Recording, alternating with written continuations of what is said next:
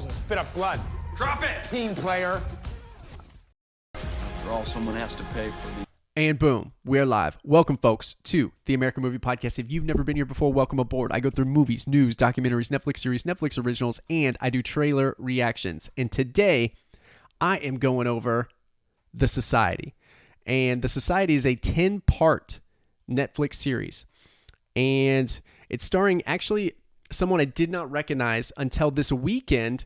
I saw Detective Pikachu, and it was Catherine Newton. And she is starring in this as well. I'm pulling up the Society trailer to play in the background. So that's what I'm taking so long to do. But this was a long series, and it was coiled around this scary premise that there is this irremovable stench, I guess you'd say. So I got this playing now. While I was talking, I got this, The Society. So I enjoyed it. This is, what it's got going for it is the mystery. It's got mysterious circumstances. So they're in Newham, and it's a whole group of kids. And they go on this field trip. Meanwhile, there is this like foul stench going on. And there's a landslide or a mudslide when they're on their way to the field trip. So the buses have to turn around. And they come back to Newham, and all their parents are gone. And then the chaos ensues. First, they did exactly what I thought kids that age would do after they had no parents. They straight up partied. They drank to their heart's content, which seemed pretty reasonable. I knew that probably would happen. But then it gets into the power dynamics and the political plays and the lack of food into this society of Newham that has newly been created without parents. So it was interesting. It seemed a little long to me. That was the only thing I did have a problem with, because this is a heavy teenage drama. So if you do not like teenage dramas, this is 85% teenage drama, and there is a lot of stuff that goes on inside of this. Some silly things that I wanted to point out, just because before you dislike, unsub. I didn't like that they all wore their Letterman jackets like years after. It's like 6 months or to a year after, but they still wear the Letterman's jackets. That seemed weird to me. They have no clothes, bro. What do you expect them to wear? Anything else than a Letterman's jacket. Other stuff. There is some violence in here. There's some casual sex in here. There's betrayals. A whole host of stuff, which I found interesting. But what I found most interesting is the actual mystery itself that does not get resolved in this season. So I'm assuming that they're going to have a second season. And I don't want to spoil it too much, but spoiler alert right now. Exit if you want to watch this show. 3, 2, 1. Okay. So they find out the bus driver's behind it. Cypher, I believe. It's this creepy guy, this creepy bus driver, as most bus drivers. Just kidding. I love all bus drivers. But some of them can be creepy. Anyways. This guy seems to be behind it because they found some sort of contract for $1.5 million that goes to this guy to remove the stench, the foul smell. No idea what it is yet. And then their parents go missing.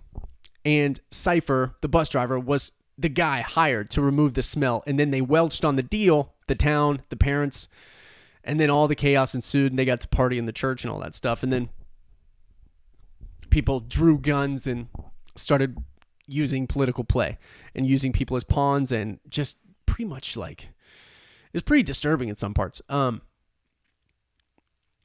And then they also allude to the fact that this is a parallel universe. So which one is it? So is this guy, Cypher, the remover of the smell, also a parallel being? Because that doesn't seem right. You can't drive a bus, remove smells and jump to different universes. That doesn't seem right to me. But you know what? I didn't write the society. I don't know which way it's going to go. But it was interesting. It was an interesting show.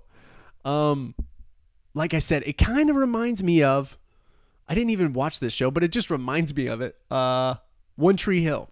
It reminds me of One Tree Hill, The Village, and what else? Lord of the Flies. It's a lot like Under the Dome or Lord of the Flies. Because they're like stranded in this little area.